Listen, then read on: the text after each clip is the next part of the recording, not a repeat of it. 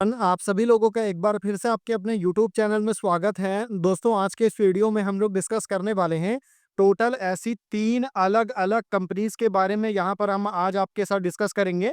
और देखिए इन तीनों कंपनीज़ में कॉमन क्या है, तो ये तीनों कंपनी यहाँ पर आपको माइक्रो कैप देखने को मिलेगा। और माइक्रो कैप होने के साथ-साथ जो है ना, इन तीनों कंपनीज़ में कॉमन क्या रहने वाला है, तो इन तीनों ही कंपनी का जो आरओई है, यानी कि रिटर्न ऑन इक्विटी हो गया, और उसके साथ-साथ जो आरओसी है, यानी कि जिसको हम बोल सकते हैं रिटर्न ऑन कैपिटल एम्प्लॉयड, ये जो दोनों चीज़ है ना, वो आपको यहाँ पर 1-2 नहीं, यहाँ पर आपको 80% से ज़्यादा आपको देखने को मिलेगा। और यहाँ पर ध्यान रखिए, मेरे कहने का मतलब ये है कि अगर आरओई 80% से ज़्यादा है, तो आरओसी भी आपको 80% से ज़्यादा रहेगा। मतलब ऐसा नहीं है कि आरओई 80% से ज़्यादा देखने को मिलेगा और आरओसी आपको 10%, 12%, ऐसा बिल्कुल नहीं होगा। तो ऐसी टोटल 3 अलग-अलग माइक्रो कैप स्टॉक को मैं यहाँ पर डिस्कस करूँगा। और माइक्रो कैप से मेरा कहने का मतलब जस्ट इतना है कि इसका जो तीनों कंपनी का जो मार्केट कैप रहने वाला है, वो आपको यहाँ पर 1000 करोड़ से भी कम का रहने वाला है। इसलिए हम उसको माइक्रो कैप की कैटेगरी में हम उसके स्टॉक को डालने वाले हैं। तो चलिए फिर बिना किसी देरी के आगे बढ़ते हैं और एक-एक करके जो है ना सारे स्टॉक को यहाँ पर डिस्कस करते हैं। देखिए हमारी इस लिस्ट में जो पहली कंपनी है, कंपनी का नाम है एसीई अल्फा टेक लिमिटेड। और इस कंपनी की मैं बात करूं तो ये कंपनी काफ़ी नई कंपनी है मार्केट के पॉइंट ऑफ व्यू से। हालांकि 2012 में कंपनी का इनकॉर्पोरेशन ज़रूर हुआ था, पर ये जो कंपनी है वो आपको किस काम में है, तो इंगेज है आपको लीगल, अकाउंटिंग, बुक कीपिंग से लेकर के ऑडिटिंग एक्टिविटीज़ से लेकर के आपको tax consultancy, market research and public opinion polling वगैरह जो है, ये कंपनी आपको काम करती है। बिजनेस कंसल्टेंसी वगैरह का जो है, यहाँ पर हमको कंपनी का बिज़नेस देखने को मिलता है। काफ़ी ज़्यादा छोटी कंपनी है। आप देख सकते हैं ओनली 184 करोड़ का मार्केट कैप आपको देखने को मिलेगा। आरओई आप देख सकते हैं 82.3% है, तो ज़बरदस्त आरओई है। आरओसी जो है वो उससे भी ज़्यादा शानदार है, जो कि 109% है। सबसे अच्छी चीज़ क्या निकल के आ रही है कि यहाँ पर वैल्यूएशन जो है वो आपको अंडर वैल्यू है। अगर आप देखेंगे तो इंडस्ट्री पी आपको 30 करोड़ है और जो स्टॉक का पी है वो आपको 17.2 देखने को मिल रहा है। तो वैल्यूएशन एक अच्छी चीज़ है। साथ ही साथ आप अगर आप डेट देखेंगे तो कंपनी के ऊपर में बिल्कुल भी डेट नहीं है। तो ये एक बहुत बड़ा पॉजिटिव पॉइंट है कंपनी में, क्योंकि अगर आप कोई माइक्रो कैप स्टॉक देख रहे हैं और वहाँ पर अगर आपको डेट ज़्यादा देखने को मिल रहा है, तो बहुत ज़्यादा रिस्की है। क्योंकि इंटरेस्ट का बर्डन अगर बहुत छोटी कंपनी में रहेगा, तो वो फिर ग्रो करना बहुत मुश्किल हो जाएगा। क्योंकि नॉर्मली क्या है ना, इतनी छोटी कंपनी का जो प्रॉफिट रहता है, नेट प्रॉफिट ना, वो आपको 4 करोड़, 5 करोड़, 10 करोड़ ऐसे ही प्रॉफिट रहता है। और वो भी अगर आपको इंटरेस्ट में चला गया, तो फिर कंपनी के पास में कुछ बचेगा नहीं। सबसे अच्छी चीज़ है कंपनी का मार्जिन। यहाँ पर देखेंगे तो ज़बरदस्त मार्जिन है। 92.7% का ऑपरेटिंग प्रॉफिट मार्जिन देखने को मिलेगा। ईयर ऑन ईयर में भी कंपनी ने जो है ज़बरदस्त ग्रोथ यहाँ पर दिखाया है। 204% का सेल्स में ग्रोथ है और 221% का जो है प्रॉफिट में ग्रोथ देखने को मिला है। बाकी अगर आप देखेंगे, अर्निंग पर शेयर आपको ज़बरदस्त है। प्रमोटर की जो होल्डिंग है वो 43.9% है। तो थोड़ा प्रमोटर की होल्डिंग एक इश्यू ज़रूर है। तो बहुत सारा पॉजिटिव है, तो एक आपको नेगेटिव भी यहाँ पर देखने को ज़रूर मिलेगा। अब अगर मैं आपको बात करूँ रिसेंट क्वार्टर नंबर की, तो आपको क्वार्टरली नंबर दिया नहीं है, क्योंकि काफ़ी नई कंपनी है और जब से कंपनी लिस्ट हुई है तो ज़्यादा नंबर्स है नहीं। हालाँकि अगर आप ईयर ऑन ईयर में देखेंगे, तो ईयर ऑन ईयर में आपके पास में 4 साल का डेटा है कि 21-22 में कंपनी बिल्कुल आपको डेट थी। 23 में कंपनी ने 5 करोड़ का रेवेन्यू किया और 24 में कंपनी ने 15 करोड़ का रेवेन्यू किया। मतलब यहाँ से सीधा जो है ना 3 टाइम्स का कंपनी ने रेवेन्यू में ग्रोथ शो किया है। वहीं अगर आप मार्जिन देखेंगे तो 44%, 90% से बढ़ करके 93% के ऊपर में कंपनी का मार्जिन है, जो कि एक बहुत ज़्यादा स्ट्रॉन्ग पॉइंट है।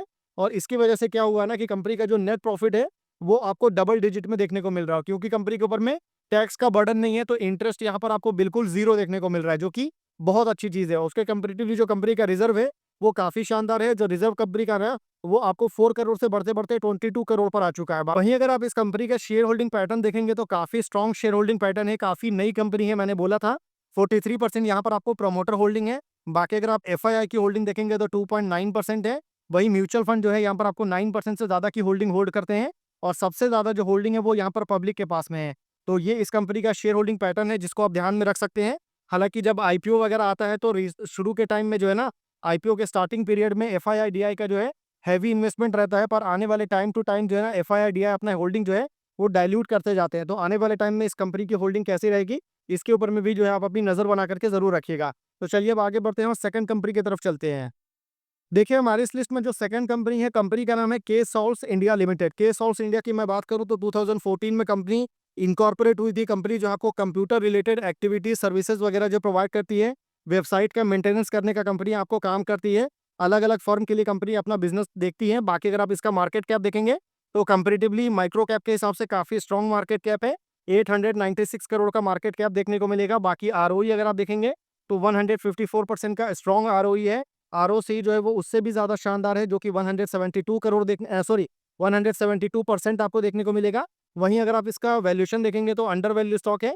इंडस्ट्री पी 30.2 और स्टॉक का जो पी है वो आपको 26.1 देखने को मिल रहा है। तो वैल्यूएशन के हिसाब से एक अंडर वैल्यू स्टॉक है। बाकी डेट अगर आप देखेंगे तो 9 करोड़ का कंपनी के ऊपर में डेट है। डेट टू इक्विटी आपको 0.43 है। बाकी ईयर ऑन ईयर में प्रॉफिट एंड सेल्स में कंपनी ने कोई बहुत ज़्यादा इंप्रेसिव ग्रोथ नहीं दिखाया है। हालांकि कंपेरेटिवली जो मार्जिन है कंपनी का वो बहुत स्ट्रॉन्ग है। 34% का मार्जिन आपको देखने को मिलेगा। बाकी जो प्रमोटर होल्डिंग है कंपनी में 59% के आसपास प्रमोटर होल्डिंग है, जो कि अच्छी होल्डिंग आप इसको कंसीडर कर सकते हैं। ठीक है।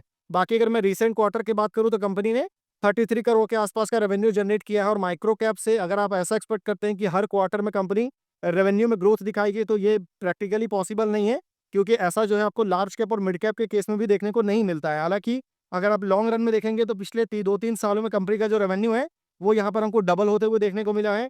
मार्जिन में जरूर प्रॉब्लम आया है। मार्जिन आप देख सकते हैं 42% से घटते घटते जो है 25% पर कंपनी का ऑपरेटिंग प्रॉफिट मार्जिन आ चुका है। इसकी वजह से जो नेट प्रॉफिट है वो कंपनी का काफी ज्यादा श्रिंक हुआ है। बाकी अगर मैं ईयर ऑन ईयर में बेसिस में अगर मैं कंपनी के नंबर्स की बात करूं तो यहाँ पर आप देख सकते हैं कंपनी का जो रेवेन्यू है वो 10 करोड़ से बढ़कर के 28, फिर 47, 78, 109 और अभी आपको 137, यानी कि हर साल कंपनी का जो रेवेन्यू है ईयर ऑन ईयर बेसिस में जो है ना, इसमें हमको शानदार ग्रोथ देखने को मिल रहा है। और सबसे अच्छी चीज क्या निकल के आ रही है कि पिछले काफी लंबे समय तक कंपनी का मार्जिन आपको कांस्टेंट था, पर अभी रिसेंट ईयर में कंपनी का मार्जिन डिक्लाइन हुआ है। और मार्जिन डिक्लाइन होने की वजह से क्या हुआ ना कि कंपनी का जो प्रॉफिट है वो भी डिक्लाइन हुआ है। हालांकि कंपनी का रेवेन्यू ग्रो किया है पर प्रॉफिट आपको डिक्लाइन हुआ है। क्यों? क्योंकि कंपनी का मार्जिन डिक्लाइन हुआ है। तो ये एक बड़ा रीजन है जिसको आप ध्यान में रख सकते हैं।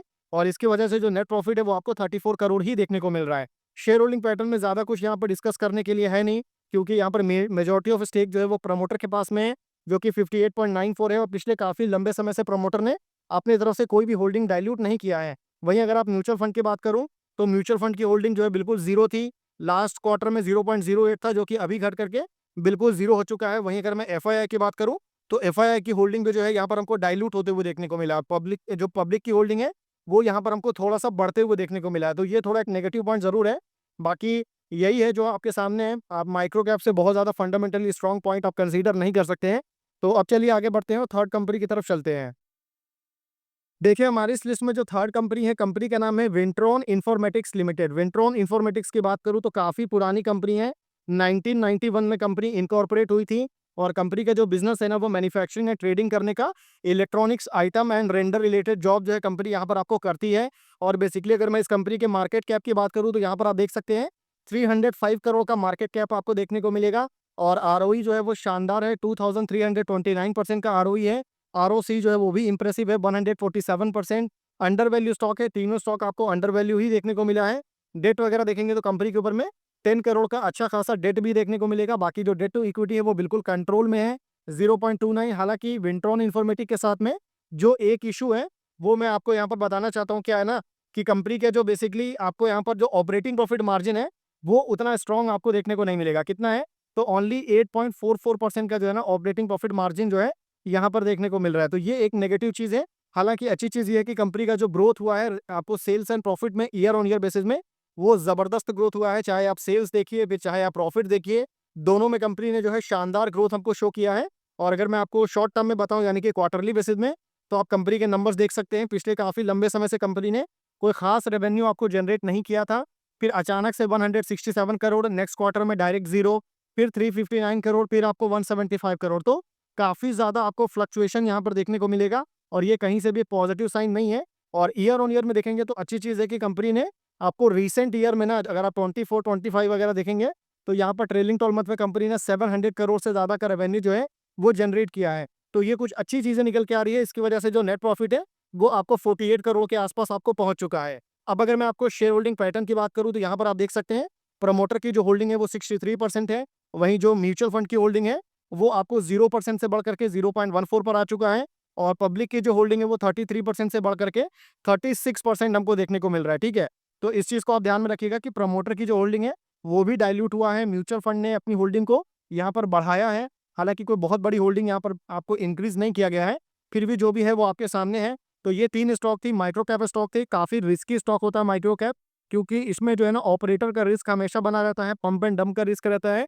तो इन सारे फैक्टर्स को भी आपको जरूर ध्यान में रखना है। बाकी वीडियो अगर आपको इन्फॉर्मेटिव लगे तो आप वीडियो को लाइक कर सकते हैं। चैनल अगर आपको पसंद आए तो आप चैनल को सब्सक्राइब कर सकते हैं। बाकी मेरी तरफ से जो है ना किसी भी तरह का कोई भी बाई सेल या फिर होल्ड करने का जो रिकमेंडेशन है वो बिल्कुल भी नहीं है। तो इस चीज़ को भी आपको ध्यान में रखना है। तो फिर मिलते हैं आपसे अगले वीडियो में।